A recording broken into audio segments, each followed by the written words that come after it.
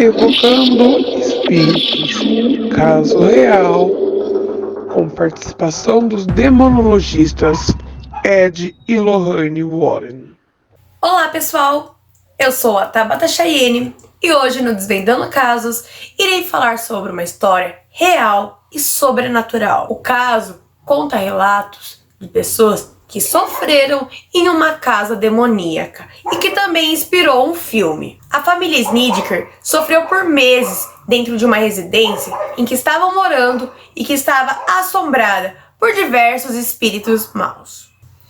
Não se esqueçam de me seguir nas redes sociais, de deixar o seu like, o seu comentário e, claro, se inscrever no canal. Tudo começou no ano de 1980, quando a família Snedeker se mudou para perto de um hospital em Connecticut, nos Estados Unidos, para que fosse feito o tratamento de câncer do filho mais velho, Philip, de 14 anos. Durante esse período, moraram na casa o casal, uma sobrinha, 2 meninos e uma menina, que eram filhos do casal. Após terem se mudado para casa, descobriram que onde estavam morando no ano de 1920 havia sido uma funerária, e assim começaram a ter perseguições demoníacas. Os novos moradores da casa encontraram coisas antigas da funerária. Encontraram maca, a geladeira, fotos e objetos dos mortos que iam para lá. Além disso, os moradores da casa encontraram também coisas que pertenceram à funerária. Encontraram maca, encontraram geladeiras, bisturis, coisas que eram utilizadas com os mortos e também pertences e fotos dos corpos que iam para lá. Em um documentário da Discovery Channel que fala sobre aparições em Connecticut, foi falado que quando a mãe descobriu que a casa era uma funerária no ano de 1920, ela resolveu não se mudar para lá com sua família.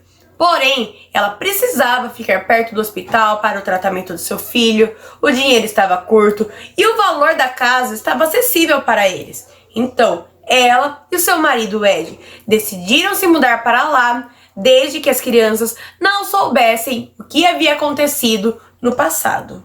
Não se sabe como, mas Philip, o filho mais velho do casal, descobriu o passado da residência e contou para seu irmão mais próximo. Após contar a grande novidade para seu irmão mais novo, ambos desceram para o porão e lá brincaram com as coisas que encontraram. Entre elas, uma maca que era utilizada no ano de 1920. A mãe das crianças chegou a descrever uma das vezes que ela viu espíritos andando pela casa. Um dos demônios era muito magro, alto e não tinha quase nenhum cabelo. Usava óculos redondos. O outro tinha cabelos pretos e olhos azuis. Usava um terno de cor de giz e estava constantemente movendo a mão para cima e para baixo. O de óculos tinha um sorriso muito grande, quase tocando os olhos. A mãe também detalhou que as lâmpadas da casa piscavam sem motivo algum e que certa vez foi limpar o chão da residência e a água se transformou em sangue. Outro caso que chocou bastante ela foi quando ela estava tomando banho e ela simplesmente começou a ser sufocada pela cortina do banheiro, quase morrendo asfixiada. Porém, quem a salvou foi a sua sobrinha, que escutou ela gritando no banheiro. Além disso, todos da casa reclamavam que haviam lugares que cheiravam podre. Por mais que todos da casa estivessem tendo experiências sobrenaturais, Philip, o filho que estava com câncer, acabou sendo mais atingido, provavelmente por estar com seu espírito mais fraco. Ele presenciou diversas situações e os seus pais não acreditaram em praticamente todas elas. Ele via pessoas e ninguém acreditava em suas palavras. Até que ele começou a ficar agressivo. E assim, os seus pais o levaram ao médico, achando que isso era efeito colateral dos remédios que estava tomando. Mas os médicos chegaram à conclusão que Philip estava ficando esquizofrênico, pois os remédios não poderiam ter efeitos nenhum na criança. Philip e seu irmão Bob, o que era muito próximo a ele e que dividiu o porão para dormir, eles sempre viam coisas juntos. Chegaram diversas vezes a falar para os seus pais, mas eles não acreditavam. Chegaram até mesmo a brigar com Philip diversas vezes, pois diziam que o menino estava fazendo a cabeça dos seus irmãos e os deixando com medo de morar na casa.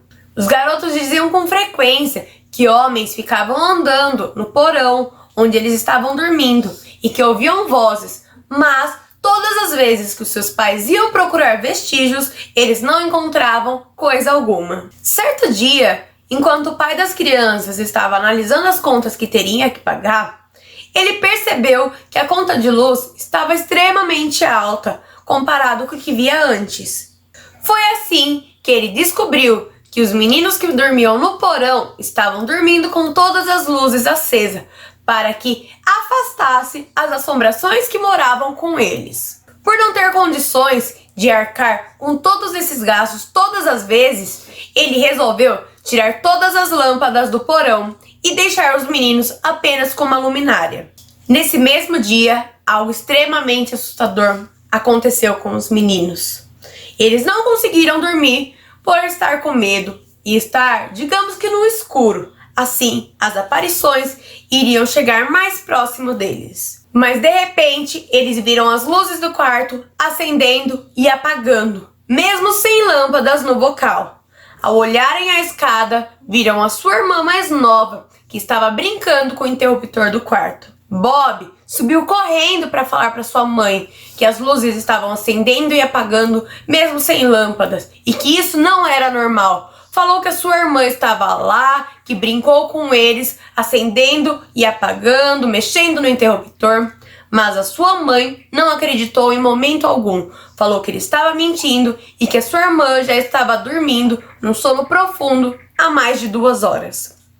Bob, sem acreditar no que estava acontecendo, foi até o quarto da menina e realmente viu que ela estava lá em um belo sono. Foi assim que os irmãos ficaram com mais medo, pois perceberam que o que assombrava eles agora estava tomando forma de pessoas que eles amavam. As aparições continuaram, até que Philip um dia decidiu enfrentar o seu medo. Ele viu um homem e foi até ele. Mas, depois desse dia, o garoto mudou. Ele começou a ficar agressivo, começou a querer ficar solitário, mudou a forma de se vestir, o que escutava, como tratava sua família e quis um quarto somente para ele, sendo que ele era extremamente grudado com o seu irmão. Ao mesmo tempo que tudo isso ia acontecendo, o tratamento do seu câncer ia dando certo. E assim, ele foi se curando. Mas ao mesmo tempo que ele se curava, ele não demonstrava felicidade. Estava sempre com uma cara triste ou emburrada, o que assustava muito seus pais. Philip chegou a dizer para sua prima Teresa que o demônio que o assombrava estava ficando cada vez mais forte e que ele pedia coisas horríveis para ele fazer com a família e que caso ele não fizesse, coisas ruins iriam acontecer com ele. Tudo ele escrevia de forma sombria e assustadora, e a única pessoa da casa com quem ele compartilhava todas essas histórias era com a sua prima. Até que certo dia ele surtou e acabou ficando extremamente agressivo. Assim, Philip foi até o hospital de ambulância. Quando eles chegaram lá, o garoto disse que por ele ter saído da casa, agora os demônios iriam atrás de sua família. Após o garoto ficar no hospital, coisas estranhas começaram a acontecer com a família. E aí sim, os seus pais passaram a acreditar no menino. Assustados, eles pediram ajuda a um padre e que assim entrou em contato com os demonologistas Ed e Lorraine Warren. Durante o tempo que o casal estava na casa, eles chegaram a ver diversas coisas assustadoras, entre eles 2 mulheres dançando em um dos cômodos. Foi assim que o casal chegou à conclusão que a casa estava infestada de demônios, mas que eles não queriam o mal, e sim uma luz para ser libertos. Para ajudar a família, Ed e Lorraine Warren e mais algumas pessoas que estavam ajudando no caso ficaram cerca de 9 semanas morando na casa. Inclusive, uma delas disse que foi a primeira vez que havia visto o rosto de um demônio.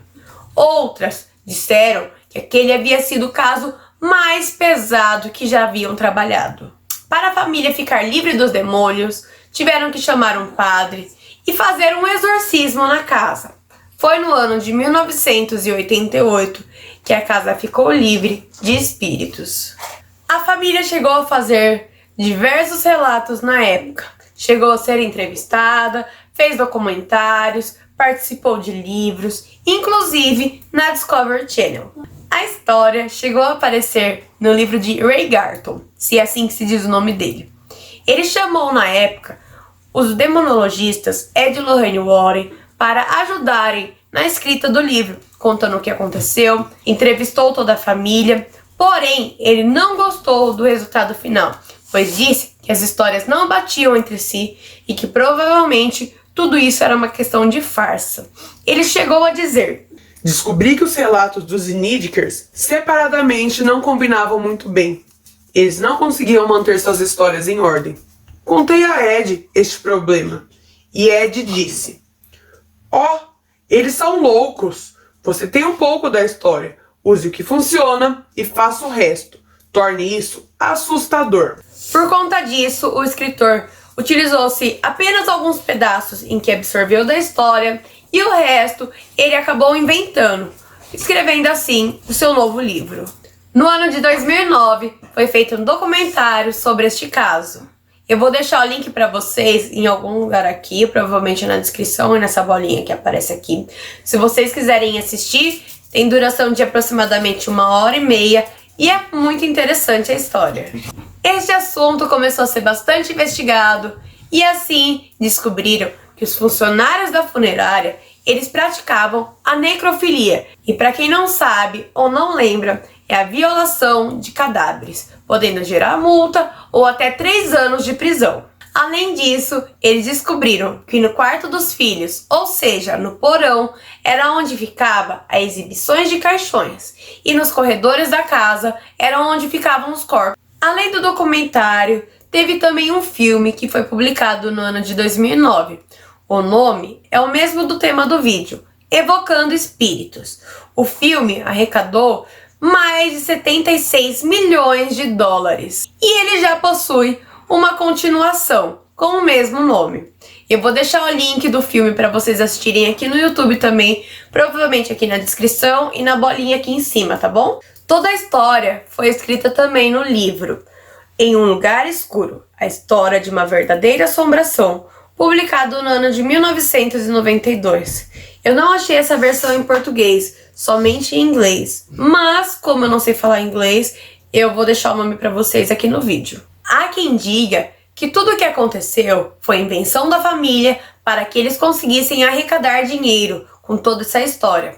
Além disso, a proprietária da casa disse que antes deles morarem lá, e as famílias depois dele nunca tiveram problema nenhum, e que eles sabiam desde o início que lá havia sido uma funerária. A vizinhança concorda com o que ela disse e falaram também que a família estava ciente o tempo todo do passado da casa ter sido uma funerária. No fim das contas, Philip conseguiu fazer o tratamento contra o câncer, se curou, teve uma família com 4 filhos, porém, no ano de 2012, o câncer voltou e ele acabou morrendo. Este foi o caso de hoje, espero que vocês tenham gostado. Não esqueçam de me falar a sua opinião sobre ele, se vocês acham que é uma história real ou se é uma história falsa, se a família estava fazendo invenções ou se realmente tudo isso aconteceu. Me digam também se vocês conhecem os demonologistas Ed e Lorraine Warren, que são bastante famosos e que investiam casos extremamente conhecidos, como o da Annabelle, da Invocação do Mal, e que são casos reais e possuem museus com os objetos obtidos neles. Vocês acham que a família estava fazendo tudo isso para realmente conseguir dinheiro, para poder pagar o tratamento do filho, ou era apenas uma forma de ter fama? Não esqueçam de me seguir nas redes sociais, de se inscrever no canal, de deixar o seu like, o seu comentário e compartilhar com seus amigos. Nos vemos na próxima quinta-feira, às 8 horas, com um vídeo novo aqui no Desvendando Casos.